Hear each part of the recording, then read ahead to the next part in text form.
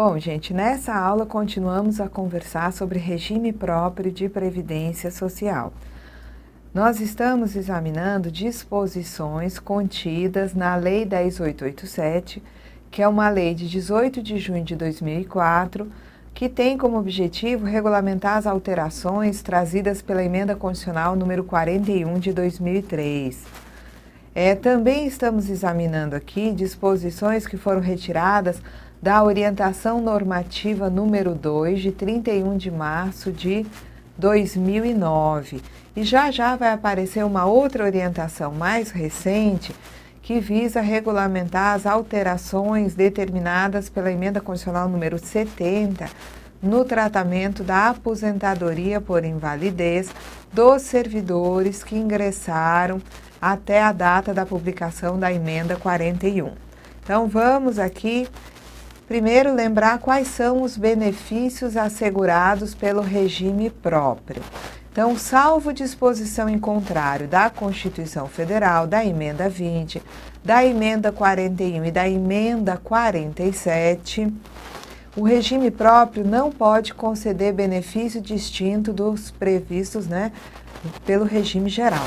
Só que vocês estudando o artigo 40 da Constituição, as alterações trazidas pela Emenda 20, as regras de transição da Emenda 20, a Emenda 41, a Emenda 47, vocês vão descobrir que elas trazem várias particularidades no que diz respeito aos benefícios garantidos a servidores amparados por regime próprio.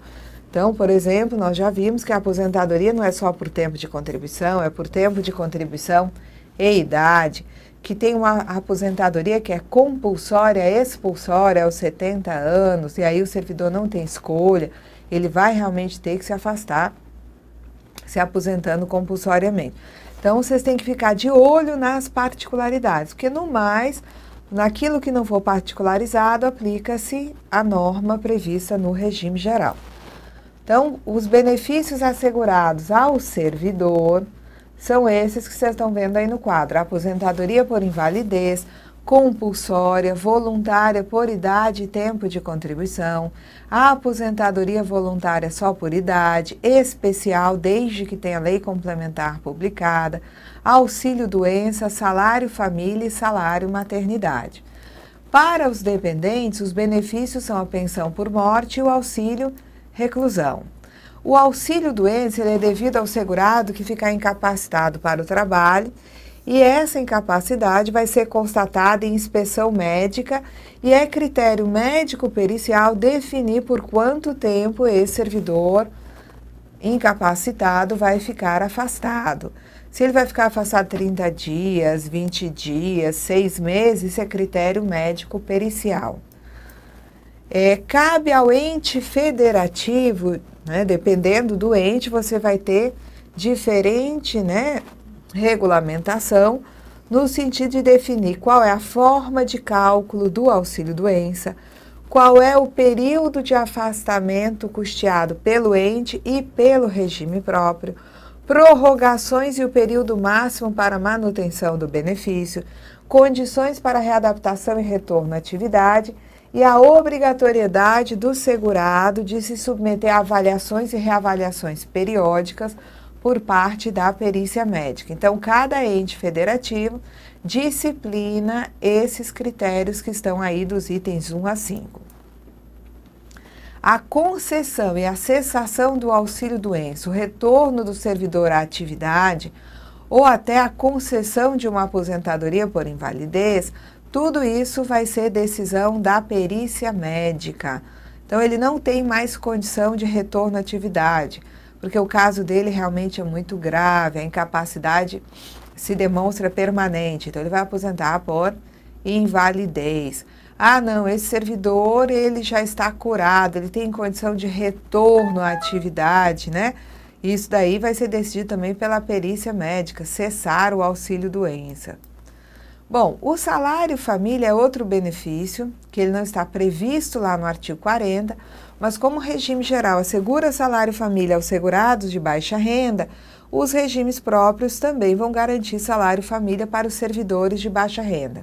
Então, o salário-família do servidor, ele é pago em cotas mensais em razão dos dependentes do segurado de baixa renda, e a forma de pagar esse salário família vai ser disciplinada por cada um dos entes. Até que lei discipline o acesso ao salário família, até que saia uma lei, né, do ente, lei estadual, lei municipal, enfim, que discipline o acesso ao salário família para servidores, segurados e seus dependentes, esse benefício vai ser concedido apenas àqueles que recebam remuneração, subsídio ou proventos mensalmente de valor igual ou inferior ao valor que é definido como limite para pagar salário família pelo regime geral, ou seja, a mesma baixa renda do regime geral vai ser utilizada como limite para pagamento de salário família aos servidores amparados por regime próprio. O salário maternidade, ele é devido à servidora gestante por 120 dias consecutivos. A assegurada que adotar ou obtiver a guarda judicial para adoção de criança vai receber o salário maternidade nos prazos e condições estabelecidos em lei do ente federativo. Então, se é para seguir a regra do regime geral, hoje no regime geral a lei foi alterada no sentido de garantir 120 dias também para a assegurada adotante, não importando a idade da criança que está sendo adotada. Então, o salário maternidade é uma renda mensal igual à última remuneração da servidora. E se houver pagamento de remuneração por conta de uma ampliação da licença maternidade para além dos 120 dias, quem vai custear esse período, a remuneração desse período para além dos 120 dias, vai ser o próprio ente. Então, são recursos do tesouro do ente, seja ele a União, seja Estado, seja município, seja Distrito Federal. Então, é com recursos do Tesouro que se custeia a remuneração relativa ao período ampliado da licença maternidade. Hoje nós já temos vários entes, na verdade, né, pagando 180 dias.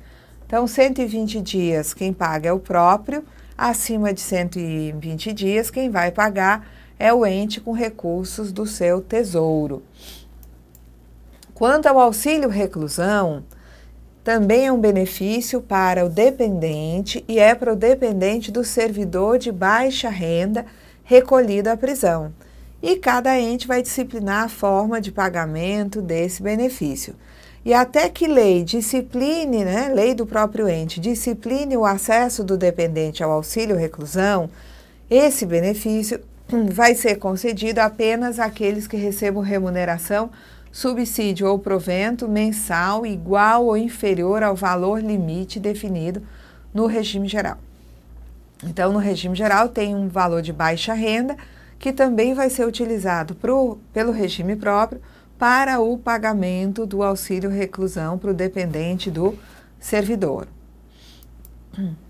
O valor do auxílio reclusão corresponderá à última remuneração do cargo efetivo ou subsídio do servidor recluso, observando-se aquele limite definido como sendo da baixa renda. Então, qual é a conclusão? Que um dependente de um servidor cuja remuneração, cujo subsídio ultrapasse o limite definido no regime geral como de baixa renda, se esse servidor for preso, os familiares dele, os dependentes dele, não vão ter direito a auxílio reclusão. Para o dependente de um servidor ter, né, auxílio reclusão somente se a remuneração, o subsídio desse servidor for até a baixa renda. E se o próprio tem que seguir o regime geral, no regime geral não se paga auxílio reclusão para dependente de um servidor já aposentado que venha a ser preso, né? Então, o servidor já recebe a aposentadoria, foi preso. O fato dele ser preso não faz perder a aposentadoria. Então, nesse caso, seguindo a regra do regime geral, o próprio não pagaria o auxílio reclusão para os dependentes desse servidor aposentado. Bom, o benefício do auxílio reclusão ele vai ser devido aos dependentes do servidor recluso que não estiver recebendo remuneração decorrente do seu cargo. E o auxílio reclusão vai ser pago enquanto ele for titular desse cargo.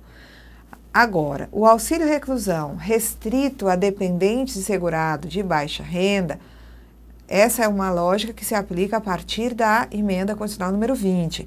Até 15 de dezembro de 98, véspera da publicação da emenda constitucional número 20, o auxílio reclusão era pago independentemente da remuneração do servidor, não existia esse delimitador da baixa renda.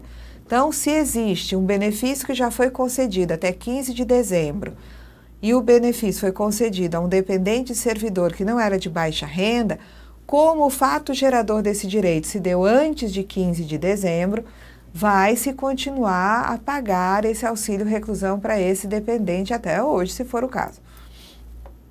Bom, no que diz respeito à aposentadoria por invalidez, nós temos aqui, né, várias informações, inclusive informações novas, em decorrência da emenda constitucional número 70. A aposentadoria por invalidez, ela é concedida tendo em vista a constatação de que um servidor ficou incapacitado permanentemente para o trabalho. E isso vai constar de um laudo médico pericial. Essa aposentadoria por invalidez, ela será paga com proventos proporcionais ao tempo de contribuição. Mas, se nós tivermos, uma situação de acidente em serviço, moléstia profissional ou doença grave, contagiosa ou incurável, aí os proventos da aposentadoria por invalidez serão integrais. E deve-se observar quanto ao seu cálculo disposto no artigo 61 dessa orientação número 2 que eu falei para vocês. Então, o que diz esse artigo 61, tá? Ele vai dizer que a aposentadoria por invalidez é calculada com base na média correspondente, né, a 80% do período contributivo desde julho de 94, utilizando-se as maiores remunerações todas atualizadas. Só que o cálculo da aposentadoria por invalidez vai ter duas formatações possíveis, a depender do momento do ingresso daquele servidor no serviço público. Se esse servidor ingressou no serviço público até a data da publicação da emenda 41, a data da publicação, né, é 31 de dezembro de 2003, esse servidor, em obediência à emenda constitucional número 70, que alterou a 41, não vai ter a história de média para calcular sua aposentadoria por invalidez. Agora, se houver ingresso após a publicação da emenda constitucional número 41, aí, na hora de se aposentar por invalidez, os proventos vão ser calculados com base numa média de 80% do período com os maiores subsídios, com as maiores remunerações. Então, vamos ver aqui. Então, aqui está o cálculo da aposentadoria por invalidez. Então, essa data aqui, ela fica prejudicada porque ela não é mais absoluta. Vai depender de que servidor está se aposentando por invalidez. Porque se é um servidor com ingresso no serviço público até a véspera aí da publicação da emenda constitucional número 41, eu não vou fazer essa média. Agora, se o ingresso desse servidor for posterior, aí nós vamos ter essa média. Então, para o cálculo dos proventos da aposentadoria por invalidez, vai se considerar a média aritmética simples das maiores remunerações ou subsídios utilizados como base para as contribuições do servidor aos regimes próprios, tá? Correspondente essa média a 80% de todo o período contributivo desde julho de 94 ou desde a do início de contribuição, se posterior a julho de 94. Então, aqui é quando se instala para cálculo de aposentadorias, para cálculo dos benefícios aí do regime próprio, né? A mesma lógica do regime geral, fazer média aritmética com 80%, né, do período, considerando nessa média um quantitativo de remunerações, que é igual a 80% do período contributivo, e vai se escolher, tá, de todas as remunerações, né, 80% que correspondem aos maiores valores. E só se utiliza, né, remunerações ou subsídios desde julho de 94. Com a emenda 70, tá, que é uma emenda bem mais recente, aí de 2011, ela acrescenta na emenda 41 de 2003 o artigo 6º-A, para estabelecer critérios para o cálculo e a correção também dos proventos da aposentadoria por invalidez de servidores que ingressaram no serviço público até a data da publicação da emenda constitucional número 41. Então, né, a emenda 70, no seu artigo 1º, diz que a emenda 41 vai passar a vigorar acrescida do artigo 6º-A. Esse artigo 6º-A diz o seguinte, que os servidores, seja da União, Estado, Distrito Federal e Município, autarquias e fundações, que tenham ingressado no serviço público até a data da publicação da emenda 41 e que tenha se aposentado antes da emenda 70 mesmo, ou que vier a se aposentar por invalidez permanente, conforme previsto lá no artigo 40, parágrafo 1º, 1 da Constituição, tem direito a proventos de aposentadoria calculados com base na remuneração do cargo efetivo em que se deu a aposentadoria. Então, o que ele está dizendo aqui? Que o servidor aposentado por invalidez, que é um servidor mais antigo com ingresso, né, antes da emenda 41, esse servidor, ao calcular sua aposentadoria por invalidez, vai ter direito a levar para a aposentadoria o valor da sua última remuneração no cargo. Não vai fazer, portanto, a média que foi trazida pela própria emenda 41. Então, o servidor já estava lá antes da emenda 41, se ele fosse aposentar por invalidez, ele vai ter direito à última remuneração no cargo. Agora, quem ingressa adiante da emenda 41, aí sim, na hora de se aposentar por invalidez, vai ter que fazer a média dos 80% maiores valores de remuneração. Então, esse artigo 6º-A, ele fala também de reajuste no seu parágrafo único. O valor dos proventos de aposentadoria desse, né, servidor que ingressou antes da emenda 41, os proventos, eles vão ter igual critério de revisão, tá? Pela paridade, não vai haver aquela revisão para manter o poder de compra. Então, aplica-se ao valor dos proventos de aposentadoria concedidos com base, né, nessa determinação do caput do artigo 6º-A, aplica-se ao valor dos proventos o mesmo critério de reajuste que está lá no artigo 7º da emenda 41, e as pensões que vieram dessas aposentadorias, um aposentado por invalidez, que calculou dessa forma sua aposentadoria por invalidez com base na última remuneração, que tem direito à paridade como reajuste, esse indivíduo morre. Então, a pensão do seu dependente também vai manter o critério de revisão de reajuste pela paridade e não somente para reajustar o poder de compra, para manter o poder de compra.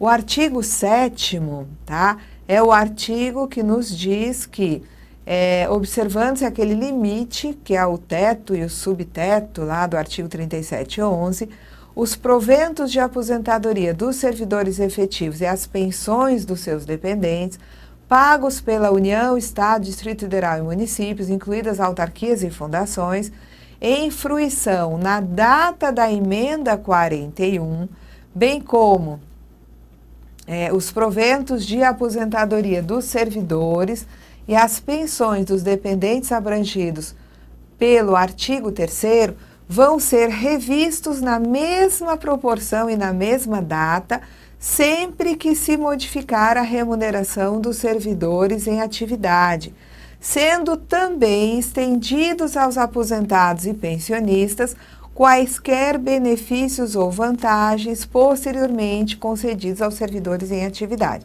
Então, esse artigo 7º da emenda 41, ele garante o reajuste por critério de paridade total para aqueles indivíduos que já vinham recebendo a aposentadoria. Então, os proventos de aposentadoria já em gozo, né, essa aposentadoria já estava sendo paga na data da publicação da emenda 41, essas aposentadorias que já vinham sendo pagas vão ser revistas por critérios de paridade. O ativo ganha, o inativo ganha também. E essa aposentadoria por invalidez, que vai ter o mesmo valor da remuneração, conforme, né, determinação aí da emenda constitucional número 70, ela vai ser reajustada, vai sofrer revisão por critérios de paridade, tanto a aposentadoria por invalidez, quanto a pensão por morte dela decorrente. Bom, essa emenda constitucional número 70, ela diz o seguinte, que a União, os Estados, o Distrito Federal, municípios, assim como autarquias e fundações ligados a esses entes, deverão aí no prazo de 180 dias da entrada em vigor da emenda constitucional número 70, deverão proceder à revisão das aposentadorias e das pensões concedidas a partir de 1º de janeiro de 2004, aposentadorias por invalidez concedidas a partir de 1º de janeiro de 2004, com efeitos financeiros a partir da data da promulgação desta emenda. Então, mesmo aposentadorias já concedidas antes da emenda 70, que haviam sido calculadas com base na média dos 80% maiores valores de remuneração desde julho de 94, essas aposentadorias vão ser revistas para que elas correspondam ao valor da última remuneração que recebia o servidor quando ele se aposentou por invalidez, tá?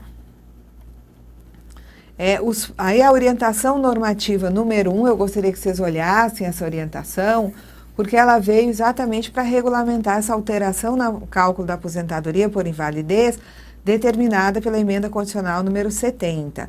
Então, a orientação normativa nos diz que os proventos de aposentadoria por invalidez concedidos aos servidores que ingressaram até a data da publicação da emenda 41 de 2003 vão ser calculados de acordo com a redação dada ao parágrafo 1º do artigo 40 da Constituição pela emenda 20. Então, quando saiu a emenda 20, a forma de calcular a aposentadoria não era através da utilização da média. Essa utilização de média para cálculo de aposentadoria de servidor público só vem com a emenda 41. Então, a orientação normativa diz que, para aqueles servidores antigos que já estavam lá quando sai a emenda 41 de 2003, a forma de calcular a aposentadoria por invalidez vai ser a mesma que tinha sido colocada no artigo 40 pela emenda 20, ou seja, vai corresponder à última remuneração no cargo. Então, nas hipóteses de aposentadoria por invalidez decorrente de acidente em serviço, moléstia profissional, doença grave, contagiosa ou incurável, os proventos da aposentadoria por invalidez serão integrais, correspondendo a 100% da remuneração do servidor no cargo efetivo em que se der a aposentadoria. Agora, nas aposentadorias por invalidez, que não são decorrentes de doença grave, de moléstia profissional, de acidente em serviço, os proventos serão proporcionais ao tempo de contribuição, aplicando-se à última remuneração no cargo efetivo uma fração, onde o numerador corresponde ao total de tempo de contribuição do servidor e o denominador ao tempo total de contribuição necessário para obter a aposentadoria por tempo de contribuição e idade, observando sempre, né, o limite mínimo para o valor dos proventos definido na lei de cada ente federativo.